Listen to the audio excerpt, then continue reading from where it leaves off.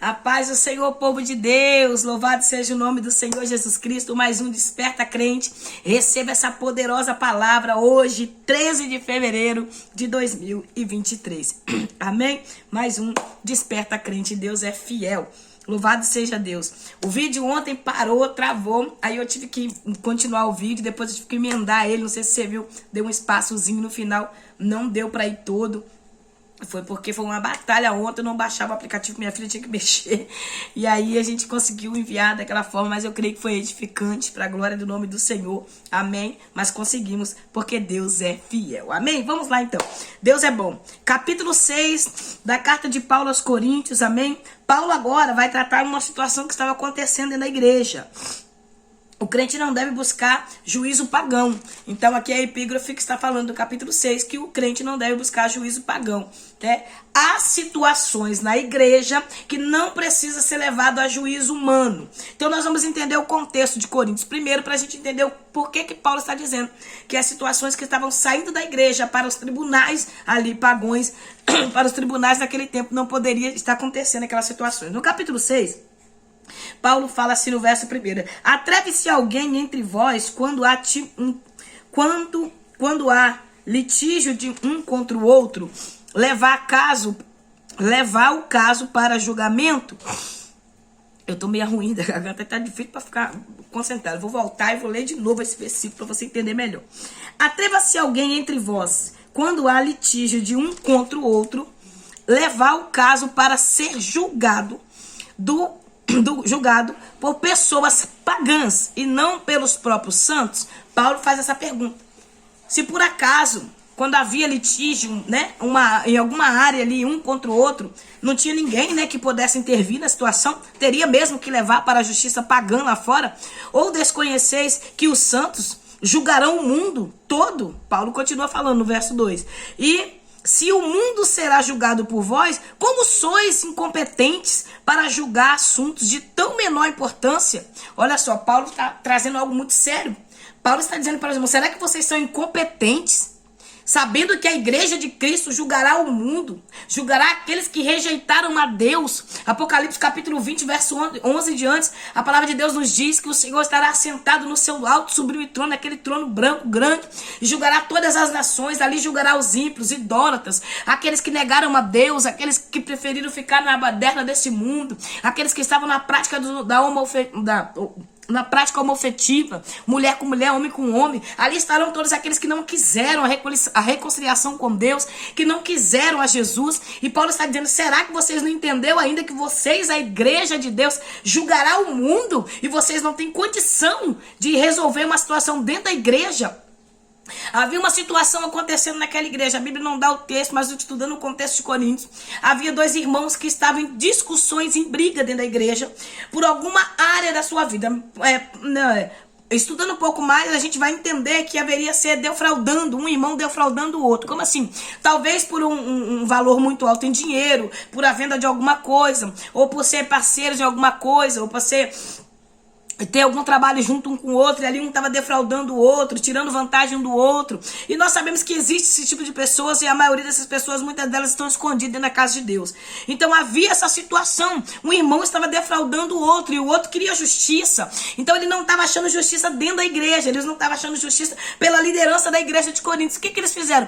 Eles levaram essa situação aos tribunais ali pagões, aos tribunais. Naquele tempo havia julgamento, se levantava juiz, né? Levantava-se 2 juízes por ano e era escolhido pelo povo. E o que acontecia? As pessoas escolhiam pelo conhecimento, escolhia pelo fato de apadrinhamento, escolhia por, naquele dali eu vou votar naquele dali, porque aquele dali quando ganhar ele vai me dar aquela ajudinha. Então havia tudo isso. Então naquele contexto de Coríntios, não generalizando, mas havia juízes corruptos, pessoas que ganhavam um dinheirinho para poder dar a sentença favorável ao irmão, pessoas que iam por conhecimento. Não, aquele dali é filho do vereador tal, é o filho do irmão tal, é conhecido, então vamos lá ficar do lado, vamos libertar esse aqui e condenar o de cá. Então havia essa mexadagem acontecendo ali nos julgamentos ali em Corinto. E eles sabiam que eles não poderiam tirar as situações que a igreja poderia resolver entre eles e levar para fora, mas eles estavam levando para fora da igreja situações que poderiam ser resolvidas dentro da igreja. Então você vê aqui o verso 14. Será que quando surgem questões desta vida, né, desse momento, desse contexto que nós estamos vivendo, para serem julgados, constituídos como juízes, as pessoas menos respeitáveis da igreja? Está dizendo, eles estavam trazendo pessoas ímpias de fora, pessoas que não eram da igreja, para resolver a situação que era para a igreja resolver. Essa situação que os irmãos estavam tendo, a igreja poderia resolver. A igreja poderia entrar entre eles para saber o que estava acontecendo nessa defraudação para um com o outro. Eles poderiam entrar ali em juízo, em consenso ali entre eles e resolver a situação. Mas eles não estavam resolvendo entre si. Eles estavam em guerra e levando para fora. Então, quando eles chegavam lá naqueles juízes, lá eles falavam, não é vocês que são da seita do Messias? Não é vocês que falam que tudo é com amor, é resolvido no diálogo, é resolvido no amor fraternal? Agora vocês estão aqui perante o juiz para trazer situações de lá não tem ninguém que possa resolver. Então eles estavam virando motivo de contenda, de chacota para o mundo, porque a igreja não estava sendo resolvendo, fazendo o papel que ela tinha que fazer, não estavam aptos. E se você for ler em 1 aqui Coríntios, no capítulo 1, no verso 5, você vai ver que Paulo fala que ali na igreja de Coríntios havia pessoas dotadas com sabedoria, com o dom da palavra, com o dom do conhecimento. Eu vou ler aqui para você verso 5. Olha o que o verso 5 está dizendo. Pois em tudo fostes enriquecido nele. Nele quem? Em Cristo. Em toda a palavra e em todo o conhecimento. O Senhor tinha dado conhecimento e palavra, irmãos. Nós precisamos entender. Eu ainda estou muito gripada aí, irmão. Nós precisamos entender que nem tudo vai resolver só no mistério, no falar em línguas. Não. Nem todas essas coisas vão ser resolvidas no espiritual. Claro, tem as coisas que são resolvidas espiritualmente e tem as coisas moralmente resolvidas, com palavras de sabedoria. Aí Paulo pergunta se não tinha ninguém dentro da igreja. Ali no versículo 6 ele fala, será que não tem ninguém que pode resolver essa situação? Não havia nenhum irmão que poderia julgar essa questão entre vós? Será? Aí Paulo está dizendo que para os irmãos, se ali dentro da igreja não tinha ninguém capaz de resolver essa situação. O verso 7 ele diz, só o fato de haver entre vós processos judiciários uns contra os outros, olha só o fato de estar havendo ali processos judiciais uns contra os outros, Paulo está dizendo, revela que já estáis derrotado. Não era nem a sentença que viria lá deles, do pagão, certo ou errado, você tem direito ou você não tem direito. Só em estar indo para a justiça, situações que poderiam ser resolvidas dentro da igreja, Paulo está dizendo, vocês já estão derrotados. Vocês já estão derrotados, porque não seria o caso de vocês levarem ao tribunal humano, mas vocês deveriam ter chamado a liderança da igreja para resolver essa situação. Claro, a liderança da igreja estava omissa com as suas obrigações, não estava atuando como deveria, porque na igreja de Corinto tinha divisão, tinha incesto, tinha partidarismo, havia roubo, defraudações. Nós vimos como é que estava a liderança estava omissa. Não estava tendo como resolver algumas situações. Já não tinha mais controle, já tinha saído do controle deles. Eles não tinham mais autoridade nenhuma como exercer dentro da igreja. Irmãos, tem coisa mais triste quando a liderança perde a autoridade dentro da igreja. Quando os membros da igreja já não vê mais Deus e nem a autoridade de Deus sobre a vida da liderança. É o que acontece atualmente, porque a igreja de Corinto é o espelho da igreja atual hoje. É o espelho da igreja atual hoje que nós estamos vivendo nesses últimos dias. Triste, mas são realidades que estão acontecendo. Não podemos generalizar, porque tem servos de Deus que não mudou, que estão firme com o Senhor. Mas a maioria se corromperam, a maioria estão corrompida pelo dinheiro, pela vida promíscua, pelas coisas que eles vivem e tiram, né, da igreja do Senhor. Então Paulo continua dizendo nesse versículo aqui, ó, já estáis derrotado. Em vez disso, por que não dais preferência sobre a justiça? Porque não arcais com prejuízo? Paulo está fazendo essas perguntas. Por que não arcais com prejuízo? Quer dizer, por que não é melhor você tomar um prejuízo do que trazer prejuízo ao corpo de Cristo? Nós não queremos tomar prejuízo, irmão. Nós não queremos sair prejudicados. Nós preferimos debater, preferimos bater o pé. Não, eu paguei, não, eu quero. Oh, meu esposo já tomou tanto prejuízo. Eu já tomei tanto prejuízo. Tantas coisas, eu já fui defraudada mesmo, negócio de igreja. Já tomei mesmo muito calote de crente, entendeu? Mas deixei pra lá. Hoje eu sou mais esperta, porque eu já conheço já o caloteiro de longe. Quando vem, eu já tô ligada, já dou logo um não, porque eu já sei que aquele vai ser um calote, né? As minhas coisas, eu faço a conferência Mulheres Sábias, eu tenho esse trabalho de mulheres que o Senhor me confiou há 4 anos. Agora é a segunda conferência, mas é 4 anos de trabalho. Desde o primeiro, eu tenho a notinha de tudo que eu gasto. Tudo que eu gasto, eu tenho a notinha de tudo. Tá aqui o caderno aqui. Tudo anotadinho. Tudo. Tem nota de tudo. Guardo tudo. Sabe pra quê? Porque se alguém vier tentar me acusar de alguma coisa, não vai ser só a minha palavra nos dias atuais. Porque a igreja precisa entender, nós temos que ter transparência em tudo que faz para Jesus. Porque por mais que você seja honesto, que você sabe, sua consciência é limpa, que você sabe quem é, sempre tem alguém que anda com maldade, alguém de má fé, que vai tentar contra o seu caráter. E aí você tem a prova de tudo aquilo que você faz. Então não é só a palavra, não. Tem que ter prova, papel físico. Então é isso que a gente precisa aprender. E Paulo está dizendo que não é possível que o povo não poderia entre si resolver situações. Ou até sair o prejuízo para que o corpo de Cristo não tomasse prejuízo. Para que a igreja não ficasse mal falada. Irmãos, às vezes a gente tem que abrir mão dos nossos direitos, sabia? Às vezes a gente tem que perder, mesmo sabendo que a gente teria que ganhar. Esse é o problema, a gente não quer perder em nada, em nenhuma situação. Por isso que nós estamos vendo coisas terríveis acontecendo na igreja. Nós vemos irmãos levando, vamos lá. Agora que tá negócio de calúnia, né, e defamação, tudo eles vão para a justiça. Tudo eles vão processar um ao outro, trazendo escândalo para o corpo, trazendo escândalo para a igreja. O que mais nós vemos nos dias atuais é isso, é escândalo com situações que não tinha necessidade de sair de dentro da igreja. Claro que ele está falando de questões que poderia ser resolvida na igreja. Ele não está falando de crime, tá? Não confunda crime com questões, tá? Crime, abuso sexual. Crime, espancamento de esposa, espancamento de marido. Crime, espancamento de filho. Crime, roubo, tá? Tem coisa que tem que ser levada pra polícia mesmo. Tem que dar queixa. Se uma mulher está sendo espancada pelo marido, a delegacia mais próxima é o que eu te aconselho. Vai lá e denuncia esse covarde, para que ele pague pelo crime que ele está cometendo. Porque questões se resolvem dentro da igreja. Agora, crime se leva para a justiça. É isso que Paulo está dizendo. Que ele estava levando questões que poderia resolver dentro da igreja. E crimes que estavam acontecendo, eles estavam abafando. Você está entendendo? Havia uma inversão de valores dentro da igreja de Corinto. Havia uma inversão de valores. E Paulo está dizendo, vocês estão deteriorando o corpo. É tanto que do verso 12 em diante ele vai falar.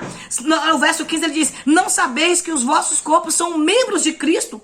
Tomarei os membros de Cristo, os unirei a uma prostituta? De forma alguma. Ou não é de vosso conhecimento que quem se une a uma prostituta torna-se um corpo com ela? Porquanto está escrito, os dois serão uma só carne. É por isso que o sexo fora do casamento é pecado, mas o sexo no casamento não é pecado. Agora, se você sair se deitando com o outro é pecado. Mas quando você é casado perante o Senhor, perante uma sociedade, você tem sua esposa, o seu marido, não é pecado. Agora, ficar sem fazer sexo no casamento, aí sim é pecado. Porque tem crente que casa e vive num mundo de uma santidade tão grande que fica meses sem ter relação com o marido. Depois, quando vem a traição, aí vai julgar. Dizer que o marido traiu, que a esposa traiu, que foi o demônio que entrou no menino. Não foi o demônio, não, irmão. Foi brecha que você deu, foi brecha que o marido deu, foi brecha que a esposa deu. Porque o casamento é para estar unido numa só carne. E muitas vezes as pessoas negligenciam o papel para o marido e tanto papel para a esposa, né? Mas aqui é outro assunto. Vamos lá. Então Paulo está dizendo no verso 13 também, os alimentos são para o estômago e o estômago para os alimentos. Deus, no entanto, destruirá tanto quanto um contra o outro. Mas o corpo não é para servir à imoralidade, e sim para o Senhor, e o Senhor para o corpo. Então ele está dizendo, Deus vai restaurar o nosso corpo naquele grande dia. Quando o Senhor fala, a palavra do Senhor nos diz em 1 Tessalonicenses, que os mortos em Cristo ressuscitarão primeiro. E nós que estaremos vivos seremos levados ao céu. O nosso corpo será restaurado e o Senhor fará um corpo glorioso. Essa carne será deteriorada, mas o corpo o Senhor vai restaurar. Irmãos, nós precisamos entender a importância que tem o corpo do cristão. O templo do Espírito Santo. Nós somos o templo, a casa de Deus, a morada do Espírito de Deus, a morada do Espírito Santo. Então, minha irmã, preserva, guarda esse corpo, cuida desse corpo, cuida da sua saúde, cobra esse corpo. Não anda expondo esse corpo para todo mundo dizendo que é templo do Espírito Santo, não, porque o templo do Senhor tem que estar guardado, bem vestido, bem alinhado. Quem é do céu sabe se vestir. A roupa define muito quem você é. Ah, minha roupa não me define. Define sim. Define sim, vai fazer uma cirurgia. Chega lá, o médico entra de chinelão no pé, de bermudão, sem camisa, para ver se você deita na mesa para fazer uma cirurgia com esse médico, que tá lá descaracterizado do que ele é. Vai lá dentro da prefeitura lá pra você dentro do fórum. Vai no fórum pra ver se você entra sem camisa, descalço. Já que roupa não define, vai pro fórum ver se você consegue entrar sem camisa, de cuecão. Nós precisamos entender que roupa define sim, quem é do reino sabe se vestir. Nós precisamos entender sim, claro que não a moda que o homem instituiu na terra, claro que não dogmas humanos, mas a roupa define sim quem nós somos, amém? Então quem é do céu é diferente. O irmão estava defraudando um ao outro e havia uma polêmica dentro da igreja, e Paulo fala que nós julgaremos até os anjos, nós estaremos diante do Senhor. Paulo fala, será que entre vós não tem ninguém que tem palavra de sabedoria? No verso 5, ele fala, será que entre vocês não tem ninguém que tem sabedoria? Não tem ninguém que tem palavra de sabedoria, que possa julgar essas questões? Será que está dessa forma a igreja, está tão largada assim que não tem ninguém que possa... Irmão, tem coisas que nós precisamos levar nem para o pastor. Tem coisas que nós podemos resolver entre irmãos mesmo, sem precisar para a liderança da igreja. Se nós buscarmos sabedoria em Deus, orarmos pedindo sabedoria em Cristo, nós resolvemos coisas entre nós mesmos, sem precisar sair passando para um para outro, fofocando para um para outro, defraudando, atacando o corpo de Cristo, irmão. Nós precisamos entender que tudo que nós plantamos, nós colhemos. E muitas vezes as pessoas estão plantando o seu amanhã, defraudando o corpo do Senhor. Olha o que Paulo fala no verso 9 até o verso 10, ele fala assim, ó, não sabeis que os injustos... Injusto é aqueles que praticam injustiça, que praticam o mal. Injusto é aqueles que vivem fazendo injustiça com as pessoas. Pessoas mais pagadoras, que têm má intenção. Porque tem pessoas que já fazem as coisas com má intenção. A má intenção de fazer. Paulo diz assim, os injustos não herdarão o reino de Deus. Não vos deixeis enganar, nem imoral, nem idólatra, nem adúlteros, nem os que se entregam às práticas do homossexualismo, de qualquer espécie, nem ladrões, nem avarentos, nem viciados em álcool, em outras drogas, nem caluniadores, nem estelionatários, herdarão o reino de Deus. Ele está dando a qualificação das pessoas que não entrarão no céu. Pode praticar o que quiser, mas não entrará. Olha o que ele fala no verso 12, todas as coisas me são lícitas. Permitidas, todas as coisas são permitidas, são lícitas, mas nem todas são saudáveis. Tudo me é lícito realizar, mas eu permitirei que nada me domine. Você está entendendo? Eu posso fumar maconha, mas eu não quero. Eu posso usar droga, mas eu não quero. Eu posso fofocar, mas eu não quero. Eu posso caluniar, mas eu não quero. Eu posso me prostituir, mas eu não quero. Eu posso trair meu marido, mas eu não quero. Você está entendendo? A diferença do cristão para o ímpio é isso. É que nós temos domínio em nossa carne, temos domínio em nosso corpo. Nós dizemos não. E o ímpio não, o ímpio vai e faz. Então a igreja de Corinto estava ímpia. O povo não tinha mais controle nas suas emoções, não tinha domínio próprio, fazia tudo aquilo que a carne queria. A igreja de Corinto se vangloriava. Eles ficavam se vangloriando que eles tinham todos os dons e podiam fazer o que queria. Eles se sentiam a um nível espiritual tão alto que eles viviam uma prática promíscua de pecado e achando que não haveria dano nenhum para eles. Que eles não passariam, eles não teriam mais nenhuma punição daquilo que eles praticavam. É por isso que Paulo está dizendo, vocês podem todas as coisas, mas você precisa não deixar essas coisas te dominar. É diferente você poder e você ter domínio. Olha José. José teve a oportunidade de cair no pecado com a mulher de Potifar. Ela convidou várias vezes, deita-te comigo, deita-te comigo. Ele, não. Quando ela atacou, agarrou ele largou a roupa, a vestimenta e ela fugiu. Há pecados que você tem que fugir. Pecado da imoralidade você tem que fugir. Se você sabe, eu tenho meu WhatsApp é aberto, meu esposo vê tudo. Eu só converso, os únicos homens que eu converso que mandam mensagem é quando me convidam para pregar. É um pastor, é um presbítero, é alguém. Missionária, paz do Senhor, pastor, queria convidar para tal dia, tá pregando. A minha resposta é sim, amém. Amém, meu Deus abençoe, amém. Obrigado pela confiança, tchau. Não fico de conversinha, nem adianta vir com conversinha comigo, porque eu não converso, não respondo. Porque a Bíblia me ensina a fugir da aparência do mal. A Bíblia diz, resistir ao diabo e ele fugirá de vós. Agora, quando há imoralidade sexual, você corre, você foge, você sai. Elogia, homens que elogiam a mulher dos outros, mas não elogia a sua em casa. Há alguns obreiros muito pra frente, muito salientes, que gostam de elogiar as varoas, né? Que não pode ver uma irmã, nossa, a irmã tá bonita, a irmã ficou muito bonita com essa roupa, mas a esposa em casa não recebe um elogio. Então nós precisamos entender aí a varoa casada, comprometida. Obrigada, irmão. Eu não. Uma vez um irmão veio me elogiar. Até hoje ele tem o meu bico virado comigo, porque eu mandei ele vir elogiar a esposa dele. Ele é casado, elogia a esposa dele, elogia, eu tenho na minha casa. Meu esposo me elogia. Não preciso de elogio de outro homem. Eu tenho que me elogiar na minha casa. Tem mulher que gosta disso, de ser visto, por isso que se amostra, se aparece. É por isso que tantos pecados têm acontecido na casa de Deus. É por isso que muitas coisas têm acontecido. As pessoas não estão sabendo lidar mais com certas situações, porque abriram mão. Está na hora de nós voltarmos para a palavra, para a raiz da palavra, vivemos aquilo que a palavra de Deus nos instrui, nos ensina. Só que para mim viver esta palavra, eu vou ser rejeitada, eu vou ser perseguida, caluniada, eu vou passar por processo, vou inventar mentiras contra a minha vida, vou inventar mentiras contra... Aí as pessoas não estão sujeitas a sofrer por amor do evangelho. Agora os cristãos, os verdadeiros estão.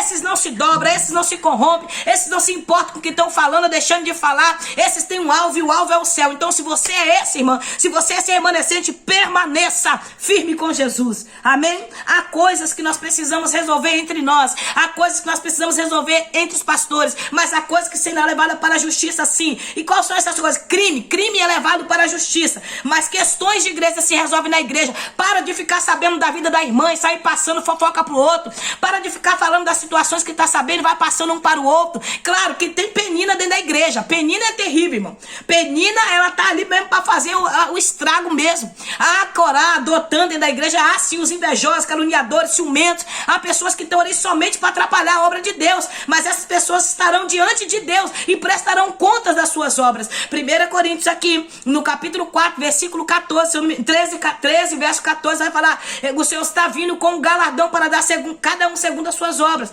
Apocalipse capítulo 22, versículo 12: eis que cedo venho e darei a cada um segundo as suas obras. Então quem vai julgar as obras e os atos das pessoas é Deus. Então deixa eles à vontade, fazer o que quiser. Deixa fofocar, deixa caluniar, deixa perseguir, deixa levantar falso, deixa inventar mentira, deixa tentar defraudar, deixa tentar roubar, deixa tentar extorquir. Porque naquele grande dia, irmãos, eu sempre tenho isso comigo. É melhor cair na mão do diabo, é melhor cair na mão do homem, do que cair na mão de Deus. Que isso, missionário? Porque na mão do homem Deus tira, na mão do diabo Deus tira. Agora cai na mão de Deus, que eu quero ver quem te tira da mão de Deus. Eu quero ver quem te tira da mão do Todo-Poderoso, do juiz justo, do advogado, do doutor, do médico dos médicos, do Senhor dos senhores, dos reis, do Todo-Soberano, do Criador dos céus e da terra, daquele que tem a palavra, que sustenta tudo com o poder da tua palavra, que com o sopro da sua boca até o inferno ele explode. Eu quero saber quem é que tira o homem quando cai na mão de Deus, minha irmã. Então nós precisamos entender. Para de querer justiça com as suas próprias mãos. Entrega na mão do Senhor. Começa a olhar a vida dessas pessoas que não tem propósito. Olha a história de vida. Eu fico pensando como é que pode. O povo tá tão cego espiritualmente atualmente. Tem a vida da pessoa, puxa o histórico. Olha a vida da pessoa, tá no pecado a vida toda, tá no erro a vida toda, continua com pecado de estimação, pecado consciente, pastores ladrões, prostitutos, pedófilos dentro da igreja, que já vem com o histórico antigo. E as pessoas ainda querem defender esses tipos de pessoas que estão trazendo escândalo para a obra de Deus, trazendo defraudações para dentro do corpo de Cristo. Será que nós não entendemos que a palavra de Deus está clara para mim e para você? Você acha que uma pessoa como eu, que tem coragem de falar a palavra que eu tenho falado aqui nesse canal, que eu tenho pregado da forma que eu vou ser amada por aqueles que gostam do pecado de estimação? Eu vou ser amada por aqueles que gostam da vida alheia? Eu vou ser odiada, irmãos. E vão tentar me parar de qualquer forma, como atacam a minha casa, atacam a minha vida, atacam a minha forma de ser, mas eu não tenho medo, porque eu tenho medo daquele que pode jogar corpo e alma no inferno, não daquele que só pode trazer degradação ao corpo. Acorda, igreja, acorda. Nós estamos vendo uma polêmica acontecendo por aí. Eu vejo pessoas tudo fazer polêmica hoje. Nós estamos vendo no carnaval agora de 2024, as pessoas que cantam, né, seculares, falando que Jesus está voltando, que Jesus está voltando. Aí eu falando com o Senhor hoje em oração, e o Espírito Santo falou comigo: filha, se a igreja ficar nessa, se a igreja ficar muda, se a igreja não pregar, se a igreja ficar omissa, eu abro a boca dos ímpios para alertar a minha igreja. É Deus alertando você, meu irmão, é Deus me alertando. Jesus está voltando, e como a igreja tem se calado, porque muitos têm ficado omisso com o seu papel de cristão, o Senhor está abrindo a boca daqueles que estão no trio elétrico, o Senhor está abrindo a boca daqueles que estão lá no carnaval, perdidos, se demorando cada dia, mas eles abriram a boca e estão dizendo: prepara-se. Sabe por quê? Porque no meio daquele carnaval ali, tem um que saiu da igreja ferido, tem um que saiu da igreja porque foi defraudado, tem um que saiu da igreja porque foi jogado para fora, tá perdido ali porque não quer que tá ali, não, foi jogado para ali. E Deus está usando a boca daquelas pessoas ímpias ali para dizer para ele: você está aqui, mas eu te amo e aqui não é teu lugar. Eu tenho promessa na tua vida e você precisa voltar. É isso que nós precisamos entender. Aí o povo está fazendo polêmica. Se eu que sou igreja e você que é igreja nos calarmos, as pedras clamarão. isso é Bíblia, é a palavra de Deus. Se nós não falarmos, as pedras vão clamar, irmão, a natureza vai gritar. Os vulcões vão gritar, a praia vai gritar, os mares vão passar o seu limite, vai gritar para o povo despertar e dar ouvido à palavra de Deus. Depois desse carnaval, irmãos, a igreja se prepare. O mundo não, que já é do maligno. Mas depois desse carnaval, se prepare, igreja, para o que virá sobre toda a terra. A ira de Deus está no Brasil. Uma igreja promíscua, uma igreja dividida, uma igreja corrompida, uma igreja que está em prostituição. Mas no meio desta igreja corrompida, há uma igreja verdadeira, há uma igreja remanescente que será arrebatada pelo Todo-Poderoso. Depois do carnaval, nós veremos que existe uma igreja verdadeira na terra, porque a Bíblia nos diz que o Senhor fará, quem vai fazer? O Senhor vai fazer separação entre o justo e o profano, entre o ímpio e o justo. O Senhor fará a separação, não é eu, não é você. Então ora, igreja, desça na oração, clame ao Senhor, levante as madrugadas, faça a vontade do Senhor, clame a Deus e não pare por nada, nem por ninguém, por nenhuma distração. É os últimos dias e o diabo está com muita fúria, com muita cólera para distrair a igreja. Ele tem lutado para distrair eu e você, para que nós não venhamos prestar atenção no que o Senhor está falando. Deixa falar, deixa caluniar, deixa fazer o que quiser, deixa tentar defraudar, mas não perca a visão agora, não perca o alvo, porque o alvo é o céu. Amém? Que Deus te abençoe. Que a paz do Eterno te alcance. Amanhã, se for a vontade do Senhor e Ele permitir, nós voltaremos mais uma vez no capítulo 7 da carta de Paulo aos Coríntios. E nós estaremos aqui para glorificar ao Senhor. Amém? E nós vamos falar mais um pouquinho sobre a vida conjugal. Amém? Porque Deus é bom. Deus te abençoe, que a paz eterna te alcance. Vamos orar, porque a oração é a chave da vitória. Pedir ao Senhor discernimento, pedir a Deus graça, para poder resolver nossas questões entre nós e não precisar levar escândalo para a casa de Deus. Amém?